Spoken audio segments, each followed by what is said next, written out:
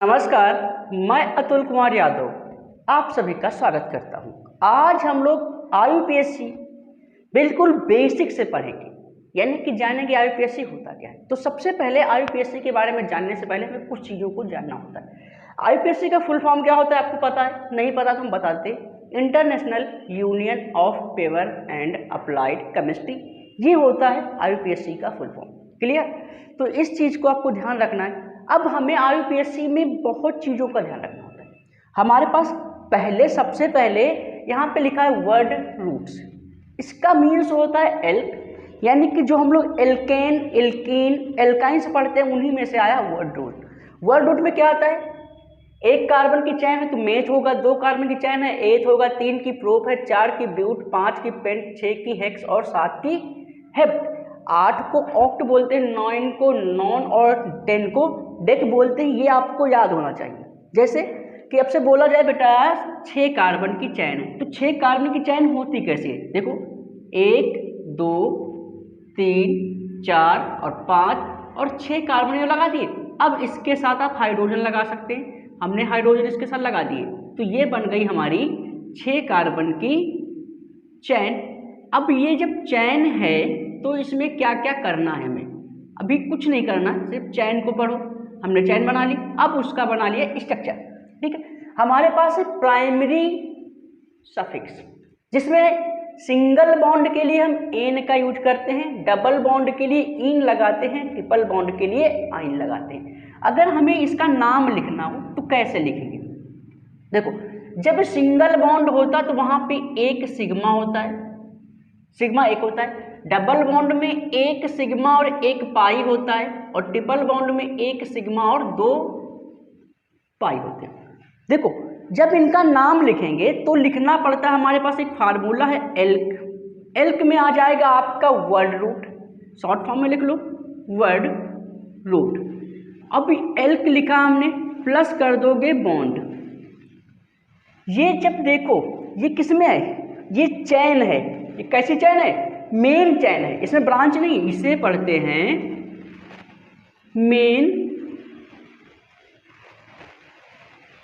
चैन।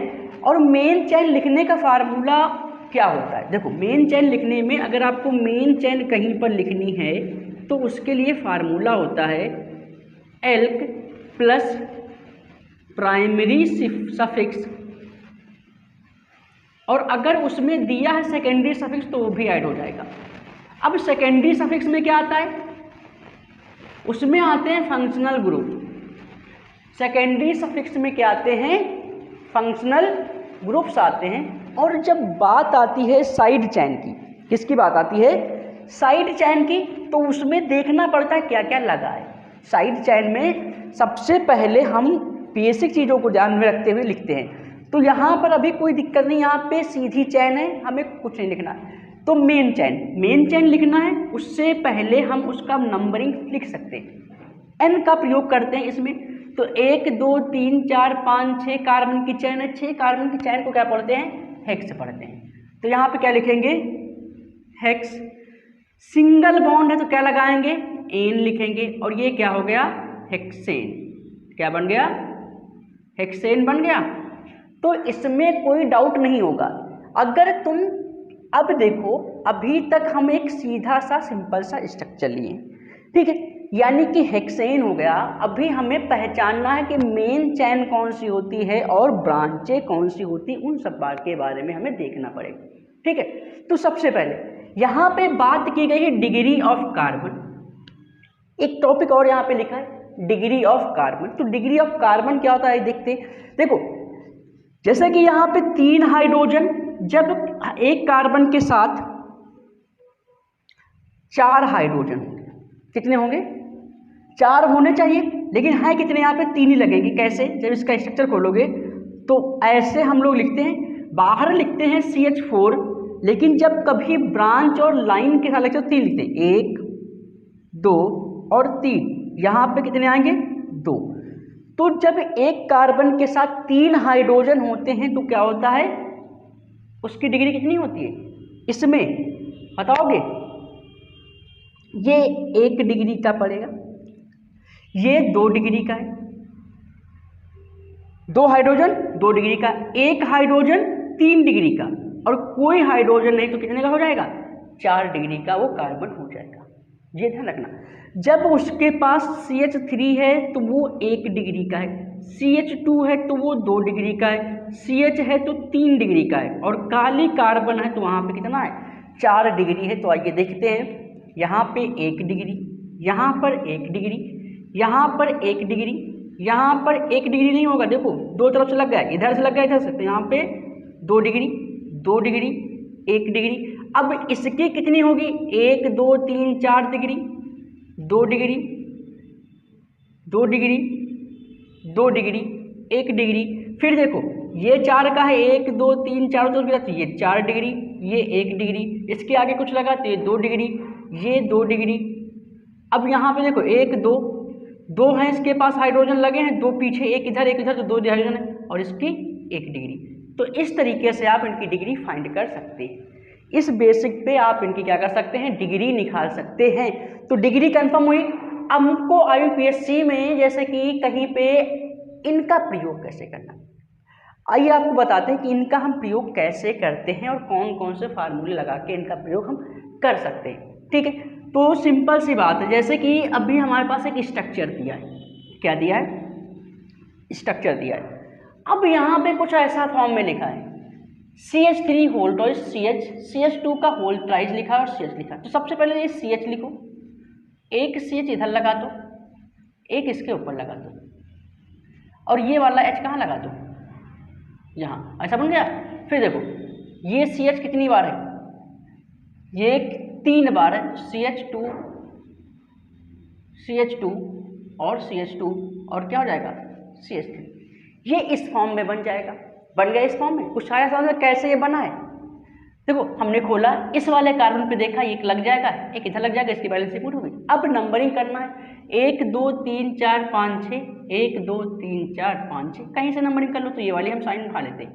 ये हो गई हमारी मेन चेन। मेन चेन कितने कार्बन की है, 6 कार्बन की है, 1 2 3 4 5 6, 1 2, यानी कि अब देखो जो ब्रांच है वो 2 पर दोनों तरफ से आ रही है, इधर से करोगे तब भी 2 पर है, इधर से करोगे तब भी 2 पर है। अब ब्रांच है, ब्रांच यानी कि ये मेन चेन है, ये मेन चेन है, और ये क्या है, साइड चेन है।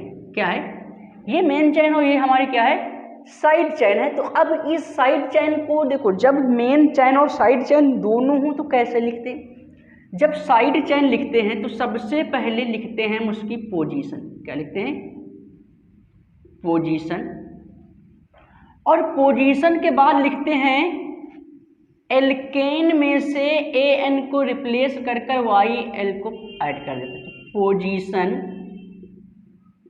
Plus alkyne.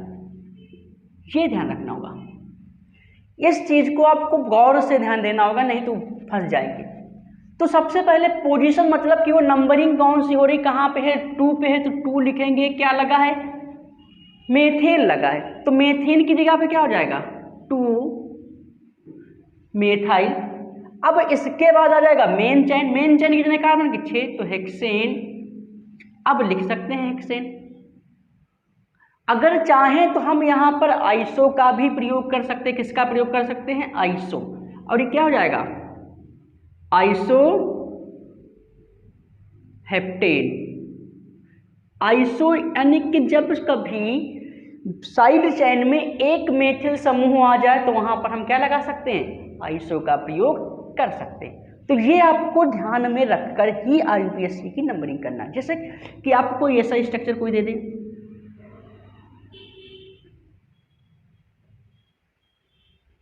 अब ये ऐसा वाला स्ट्रक्चर मिल गया।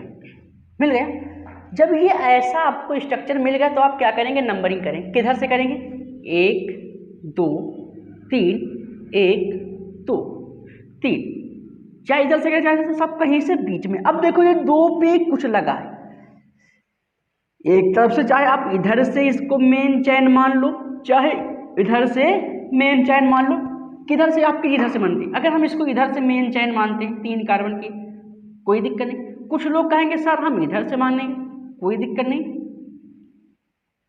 क्योंकि दिक्कत कहीं नहीं। जब ये मेन चैन होगी तो एक ब्रांच होगी, तो यहाँ पे देखो 2 पे लगा है 2,2 2,2 2,2 कोई चीज 2 बार आ गई। जब 2 बार आई तो क्या लगाते हैं, डाई लगाते हैं, और डाई लगाते हैं हम क्या लगा CH3, तो क्या हो जाएगा, मेथाइल हो जाएगा। 1 2 3 कार्बन की चैन है तो क्या हो जाएगा, प्रोपेन हो जाएगा। 2,2 डाई मेथाइल प्रोपेन बन गया। इतना तो समझ में आ गया होगा। जब इतना आ गया तो अब जब बेटा एक साथ 2 मेथिल एक ही पोजीशन पे हों, एक ही नंबर पे हों, तो उनके लिए हम क्या करते हैं, न्यू का प्रयोग करते हैं। जब 2 मेथाइल समूह एक ही साथ एक ही पोजीशन पे हो तो उसके लिए क्या करते हैं, हम न्यू का प्रयोग करते हैं। तो न्यू का प्रयोग करेंगे तो न्यू लिखेंगे। न्यू कितने कार्बन हो जाएंगे, 1 2 3 4 5, तो कितना हो गया, पेंटेन, और ये बन गया न्यू पेंटेन। इसको लिख लेंगे। इस तरीके से हम बेसिक से बेसिक IUPAC सीख सकते हैं। देखो कुछ नहीं है इस IUPAC में, कुछ ऐसा नहीं है जो आपको ना समझ में आए, बस आपको ये चीज याद रखनी होगी। अगर ये क्लियर हुआ, ये तीनों चीज क्लियर हुआ तो कोई दिक्कत नहीं। जैसे कि अभी सब आ जाए तो क्या करेंगे, जब ये सब आ जाते हैं तो क्या करेंगे, कैसे नंबरिंग करेंगे, उनके बारे में देखते हैं। आइए, ये इतना समझ में आ गया, अगर इतना आ गया तो अच्छी बात। जैसे कि अभी आपको दे दिया CH3C डबल बॉन्ड CH, तो अब डबल बॉन्ड है तो यहां पर भी क्या होगा, CH। कैसे, देखो अब इसको जब खोलोगे तो कुछ ऐसा बनेगा,